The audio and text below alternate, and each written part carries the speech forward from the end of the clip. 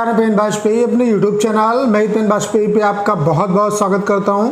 आज जो पेपर हम लोग डिस्कस करने वाले हैं वो है 11 अक्टूबर 2017 फर्स्ट शिफ्ट का एमटीएस का पेपर। तो इसके सारे मैथ्स के क्वेश्चन को हम लोग आज की क्लास में सॉल्व करने वाले हैं। तो चलिए स्टार्ट करते हैं आज के सेशन को।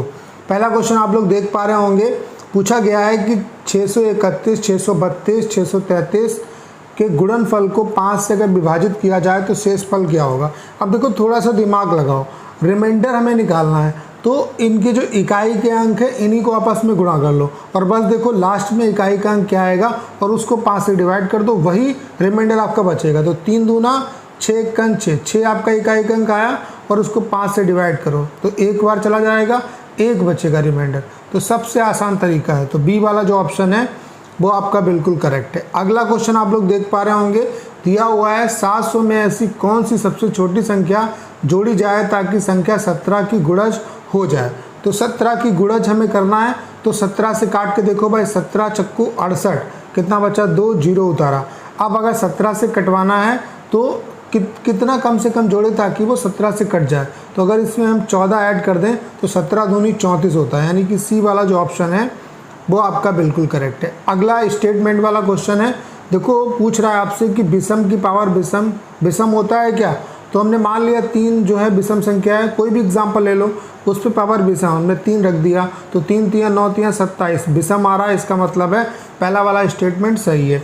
अगला विषम पे पावर सम, तो 3 पे पावर अगर 2 रखें तो कितना आएगा 9, यानी कि विषम संख्या आएगी। लेकिन यहाँ पे क्या बोला गया सम, यानी कि पहला वाला जो स्टेटमेंट है वो सही है और दूसरा वाला जो है वो गलत है, यानी कि केवल पहला वाला आपका सही है। अगला क्वेश्चन आप लोग देख पा रहे होंगे, पूछ रहा है 1 से 200 के मध्य 6 के ऐसे कितने गुणज हैं जो 4 के गुणज नहीं है। इसका मतलब क्या हुआ, 1 से 200 के मध्य 6 के जो मल्टीपल हैं वो निकालो और उसमें से 6 और 4 के गुणज होंगे, यानी कि वो 12 के गुणज भी होंगे। तो 12 के जो गुणज हैं 1 से 200 तक उनको घटा दो तो आपका आंसर आ जाएगा। तो अगर आपको गुणज निकालना है तो कुछ नहीं करना है, जो लास्ट वाली संख्या है जहाँ तक एक्सपेंड किया है और जिसका मल्टीपल पूछ रहा है उससे डिवाइड कर दो। तो 200 तक 6 के मल्टीपल निकाल लिए और फिर इसमें से जो 12 के मल्टीपल हैं वो घटा दो। क्लियर। अब देखो यहाँ पे अगर पूरा संख्या कट जाती है तो जो आपका यहाँ पे भागफल आएगा उसमें एक कम ले लो, वो आपका टोटल संख्या होगी। और अगर कुछ रिमाइंडर बचता है तो पूरा वही लेंगे। तो 6 से काटेंगे तो 6 3 18, 6 3 18 रिमाइंडर बच रहा है, इसका मतलब है टोटल 33 संख्या होंगी, यानी कि 33 मल्टीपल होंगे। यहाँ पे काटेंगे तो 12 एकन 12 और कितना बचा आपका 2, 0 उतारा, 12 एकन 12 कितना बचा 8, 0 उतारा। अब कितने वाले जा सकते हैं 5 6 72, यानी कि ये होंगे 16। ठीक है, तो 13 में से 16 जाएगा तो कितना बचेगा 17, यानी कि बी वाला जो ऑप्शन है वो आपका बिल्कुल करेक्ट है। अगला क्वेश्चन आप लोग देख पा रहे होंगे, पूछ रहा है कि 48 गुणे 3512 के गुणनफल में कितने शून्य होंगे। आपको पता होना चाहिए कि शून्य बनने के लिए 5 और 2 दोनों की जरूरत है। तो यहाँ पे 2 तो तमाम है, 5 एक भी नहीं है, तो इसका मतलब है शून्य एक भी नहीं बनेगा। क्लियर।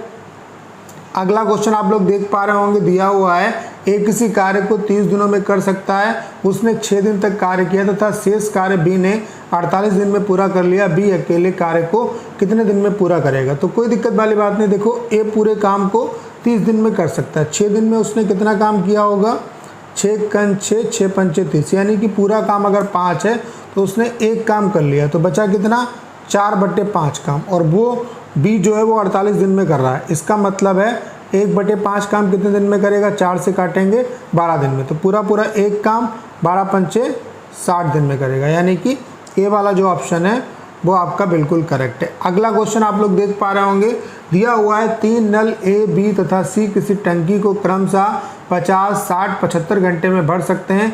यदि तीनों नल एक साथ खोल दिए जाएँ तो सभी नल टंकी को भरने में कितना समय लेंगे। कोई दिक्कत वाली बात नहीं है, ए 50 घंटे में भर सकता है, बी 60 घंटे में भर सकता है, सी 75 घंटे में भर सकता है।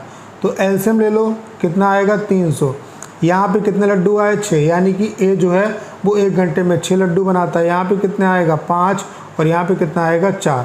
जब तीनों एक साथ चलेंगे तो 1 घंटे में कितने लड्डू बने, 6 4 10 5 15, बनाने कितने 300, तो 15 से डिवाइड करेंगे, 15 दूनी 30, यानी कि सी वाला जो ऑप्शन है वो आपका बिल्कुल करेक्ट है। अगला क्वेश्चन आप लोग देख पा रहे होंगे, पूछा गया है कि एक समचतुर्भुज के दो विकर्ण की लंबाई 6 सेंटीमीटर और 8 सेंटीमीटर है, तो चतुर्भुज की भुजा क्या होगी। आपको पता होना चाहिए कि विकर्ण और भुजा के बीच में क्या रिलेशन होता है, d1 का स्क्वायर प्लस d2 का स्क्वायर इज इक्वल टू होता है 4a स्क्वायर। क्लियर। तो d1 पहले d1 का अगर वर्ग करें यानी कि 6 का वर्ग करें तो कितना होगा 36, और 8 का वर्ग करें तो कितना होगा 64 बराबर 4a स्क्वायर। तो ये कितना होगा 100, 4 से डिवाइड करेंगे कितना होगा 25, और इसका अंडर रूट लेंगे तो कितना आ जाएगा आपका 5, यानी कि भुजा जो होगी वो कितनी हो जाएगी 5। अगर सेंटीमीटर में दिया है तो सेंटीमीटर में होगा। क्लियर। अगला क्वेश्चन आप लोग देख पा रहे होंगे, दिया हुआ है एक वस्तु का अंकित मूल्य 900 रुपये है तथा एक ग्राहक इसके लिए 630 रुपये देता है, तो छूट कितनी मिली। भाई 900 रुपये की चीज़ को अगर 630 का बेच दिया गया, इसका मतलब है 270 का डिस्काउंट मिला। किस पे मिला डिस्काउंट, हमेशा MRP पे मिलता है, तो 100 पे कितना होगा 2 जीरो से 2 जीरो कैंसिल हो गया, 9 तियाँ 27 यानी कि 30% होगा। तो ए वाला जो ऑप्शन है वो आपका बिल्कुल करेक्ट है। अगला क्वेश्चन आप लोग देख पा रहे होंगे, पूछा गया है एक वस्तु का अंकित मूल्य उसके क्रय मूल्य से 45% अधिक है, यदि 20% की छूट दी जाए तो लाभ प्रतिशत क्या होगा। तो CP मान लिया 100 है, MRP इससे 45% ज़्यादा यानी कितना है 145। अब इस पर 20% का अगर डिस्काउंट दिया गया यानी कि SP आपका कितना होगा 20% का अगर डिस्काउंट दे दिया यानी कि 80% में बेचा, तो 80/100। क्लियर। तो 5 से काट दो भाई, 5 से काटेंगे तो 5 दूना 10, 5 नाम 45, 5 से काटेंगे तो 5 दूना 10, 20 से काटेंगे 20 चक्कू 80 यानी कि 19 चक्कू कितना होगा 4 नाम 36, और 4 दूनी 8, 8 और 3 कितना हुआ 11, यानी कि 100 रुपये की चीज़ को 116 का बेचा गया। तो कितने का फ़ायदा हुआ 16 का, और 16% का भी, क्योंकि हमने CP कितना माना है 100। तो ए वाला जो ऑप्शन है वो आपका बिल्कुल करेक्ट है। अगला क्वेश्चन, यदि P अनुपात Q बराबर 1:5, Q अनुपात R बराबर 3:2, तो P प्लस Q और Q प्लस R की वैल्यू क्या होगी। तो पहले 2 अनुपात दिए हैं, 3 अनुपात इनका कंबाइन करके निकाल लेते हैं। तो P और Q का अनुपात कितना दिया है 1:5, Q अनुपात R कितना दिया है 3:2। तो कोई दिक्कत वाली बात नहीं, यहाँ पे 5 है तो यहाँ पे 5 लिख दो, यहाँ पे 3 है तो 3 लिख दो, गुणा करो भाई। तो P की वैल्यू कितनी आ गई 3, P Q R लिख लिया हमने। P की वैल्यू कितनी आ गई 3, Q की वैल्यू 5 तियाँ 15, और R की वैल्यू कितनी हो गई 5 दूना 10।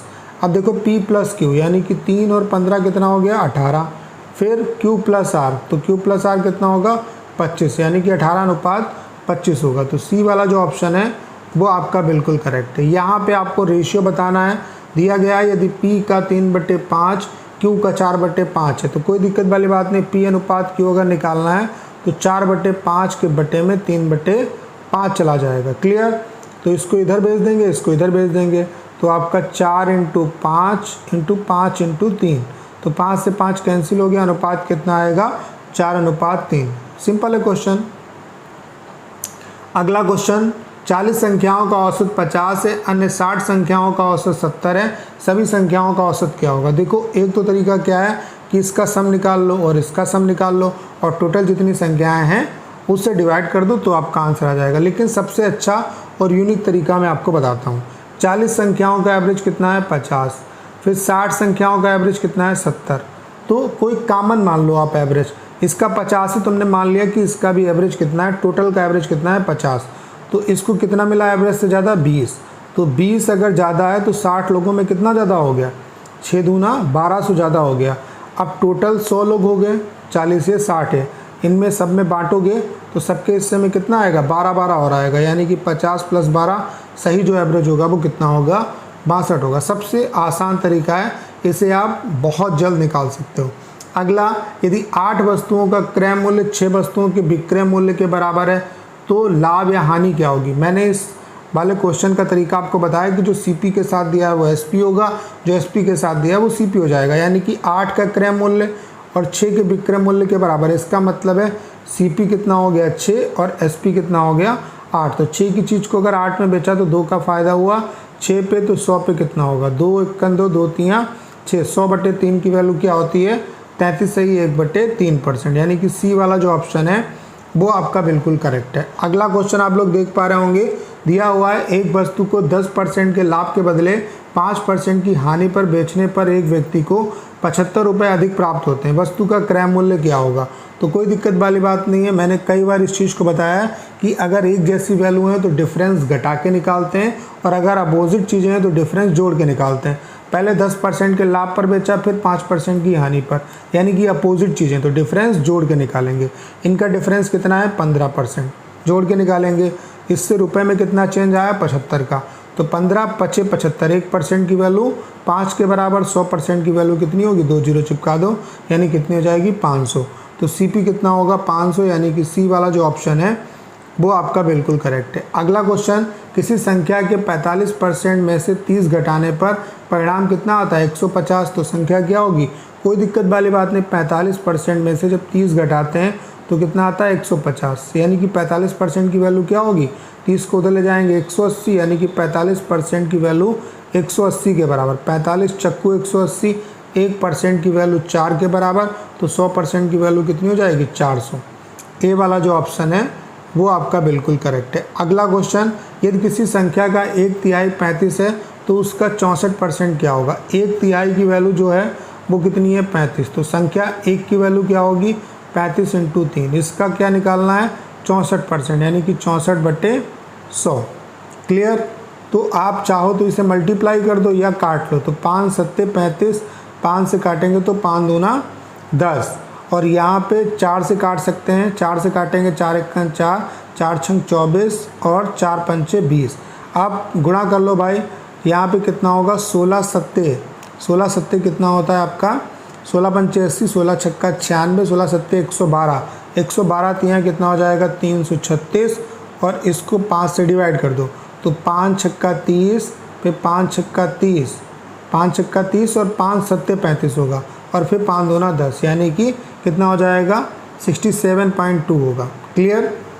यानी कि ए वाला जो ऑप्शन है वो आपका बिल्कुल करेक्ट है। अगला क्वेश्चन, एक व्यक्ति बिंदु ए से बी तक जाता है तथा वापस आ जाता है, ठीक है। पूरी यात्रा के लिए उसकी औसत जो चाल है वो 30 किलोमीटर पर घंटा है। यदि ए से बी तक जाने में उसकी गति 24 किलोमीटर पर घंटा है तो बी से ए तक वापस आने में उसकी गति क्या होगी। देखो, अगर डिस्टेंस फिक्स है, अगर डिस्टेंस कांस्टेंट है, तो दो चालें अगर x और y दी होती हैं तो एवरेज स्पीड क्या होती है आपकी 2x/y बटे x + y से निकालते हैं। क्लियर। तो यही फार्मूला यहाँ पे लगा दो, 2x/y बटे x + y, तो 30 की वैल्यू जो है वो कितनी होगी 2x/y, तो 2x की वैल्यू 24 है, y की वैल्यू निकालनी है, बटे x + y यानी कि 24 + y। क्लियर। तो यहाँ पे 6 से काट देंगे भाई, 6 पंचे 30, 6 चौक 24। क्लियर। तो यहाँ पे अब कटेगा या नहीं कटेगा, तो इसे अब मल्टीप्लाई कर लो, 24 पंचे कितना हुआ 120 + 5y = 8y, तो इधर लाएंगे 3y, 3 से काटेंगे तो कितना हो जाएगा 40, यानी कि जो दूसरी स्पीड है वो कितनी होगी, बी से ए तक की दूरी कितनी होगी 40 kilometre per hour. Same to same वही क्वेश्चन यहाँ पे पूछा गया है, बस यहाँ पे ए और बी था और यहाँ पे एस और टी कर दिया गया है। क्वेश्चन है कि एक व्यक्ति बिंदु एस से टी तक जाता है तथा वापस आ जाता है। पूरी यात्रा के लिए उसकी औसत चाल 70 किलोमीटर पर घंटा है। यदि टी से एस तक की चाल जो है, टी से एस तक वापस आने में उसकी गति 80 किलोमीटर पर घंटा है, तो जाने में गति क्या होगी। सेम टू सेम वही क्वेश्चन पूछा है। तो एवरेज स्पीड कितनी है 70, 2x/y, तो 2 × 80 × y बटे 80 + y। क्लियर। तो यहाँ पे काट दो, 35 होगा, 5 से काटेंगे 5 सत्ते 35, और यहाँ पे कितना हो जाएगा 16। अब 8 सत्ते कितना हुआ 56, 560 + 7y = 16y। इधर लेके आएंगे तो अगर 7 जाएगा, 16 में से 7 गया तो कितना बचा 9। अब 560 को 9 से डिवाइड करेंगे तो कितना आएगा आपका, 560 को 9 से डिवाइड कर लो, 9 से काटेंगे 9 छाक 54, कितना बचा 2 और 0 उतारा, फिर 9 दूनी 18 हुआ, यानी कि 62.22 होगा। यानी कि बी वाला जो ऑप्शन है वो आपका बिल्कुल करेक्ट है। अगला, समान मूलधन चक्रवृद्धि ब्याज तथा साधारण ब्याज की योजनाओं में निवेश किया जाता है। 2 वर्ष के पश्चात चक्रवृद्धि ब्याज तथा साधारण ब्याज में क्रमशः 3520 और 3200 रुपये ब्याज प्राप्त होता है। यदि ब्याज की दर 20% है तो मूलधन क्या होगा। तो चक्रवृद्धि ब्याज में पढ़ना ही नहीं है, सिंपल इंटरेस्ट है। देखो, समान धन है, इसका मतलब है सिंपल इंटरेस्ट से ही क्वेश्चन लगा लो। 2 साल में अगर 3200 मिलता है तो 1 साल में कितना मिलेगा, सिंपल इंटरेस्ट 1600, और रेट में कितना मिल रहा है 20%, यानी कि 20% की वैल्यू 1600 के बराबर है। 100% के लिए 5 से गुणा कर दो, 16 पंचे 80, यानी कि कितना हो जाएगा 8000। बी वाला जो ऑप्शन है वो आपका बिल्कुल करेक्ट है। अगला क्वेश्चन आप लोग देख पा रहे होंगे, नीचे दिए हुए तालिका में 2010 से 2015 तक 2 विद्यालयों ए और बी में प्रवेश लेने वाले छात्रों की संख्या को दर्शाया गया। पहला क्वेश्चन पूछा गया है, दी गई अवधि में विद्यालय ए तथा बी में छात्रों की संख्या के मध्य औसत अंतर क्या है। यानी कि पहले ए का एवरेज निकालो और बी का एवरेज निकालो, फिर उनका डिफरेंस बताओ। तो ए का एवरेज क्या होगा, कुल योग बटे उनकी संख्या। तो टोटल कितने साल हैं, 6 साल, यानी कि 6 से डिवाइड करेंगे। जब ए में जितने नंबर दिए इनको अगर जोड़ेंगे तो आएगा 2703, उसको 6 से डिवाइड करेंगे तो आपका आएगा 450.5। बी का एवरेज निकालो, जब इन्हें जोड़ेंगे तो कितना होगा सम 2559, फिर 6 से डिवाइड करेंगे तो 426.5 आएगा। मोटा मोटा अगर घटाएं तो कितना होगा डिफरेंस इसका 24, चूँकि पॉइंट वाला दिया नहीं है, यानी कि 24। ए वाला जो ऑप्शन है वो करेक्ट होगा। अगला, किस वर्ष में दोनों विद्यालयों में छात्रों की संख्या के मध्य अंतर सबसे अधिक है। तो सबसे ज़्यादा जो डिफरेंस है वो 2012 में ही है, 480 और 423, यानी कि डिफरेंस कितना है आपका 7 और 57 नंबर का डिफरेंस है। बाकी सब में इससे कम ही है, यानी कि बी वाला जो ऑप्शन है वो करेक्ट है। अगला, यदि विद्यालय बी के कुल छात्र अंतर्ग्रहण क्षमता 500 है तो वर्ष 2015 में बी में कितने प्रतिशत सीटें खाली रह गई। यानी कि बी में टोटल जो छात्र आ सकते हैं, जो टोटल क्षमता है वो 500 बच्चों की है। अब देखो 2015 में हैं कितने, 450, यानी कि 50 सीटें खाली रह गई। तो 50 500 का कितना परसेंट, यही पूछ रहा है आपसे। तो कितना परसेंट है, 10%, यानी कि सी वाला ऑप्शन जो है वो बिल्कुल करेक्ट है। अगला, सभी वर्षों में कितने वर्षों में विद्यालय ए के छात्रों की संख्या विद्यालय बी के छात्रों की औसत से कम है। तो अभी पहले क्वेश्चन में हम लोगों ने औसत निकाला, ए का औसत कितना था आपका 450.5 और बी का औसत कितना निकाला था 426.5। तो यहाँ पे पूछ रहा है सभी वर्षों में कितने वर्षों में विद्यालय ए के छात्रों की संख्या विद्यालय बी के छात्रों की औसत संख्या से कम है। तो विद्यालय बी के छात्रों की संख्या का औसत कितना है 426। तो कितने ऐसे ए की वैल्यू है जिसकी वैल्यू जो है 426 से कम है। तो मुझे नहीं लगता कि एक भी है, तो एक भी नहीं है क्योंकि सबसे कम 428 है, इसका मतलब है 0 होगा। तो उम्मीद है कि सारे क्वेश्चन आपको अच्छे तरीके से समझ में आए होंगे। आपको करना क्या है, इस क्लास को ज़्यादा से ज़्यादा शेयर करना है ताकि ज़्यादातर लोगों तक ये क्लास पहुंच सके और उन्हें ज़्यादा से ज़्यादा इसका बेनिफिट मिल सके।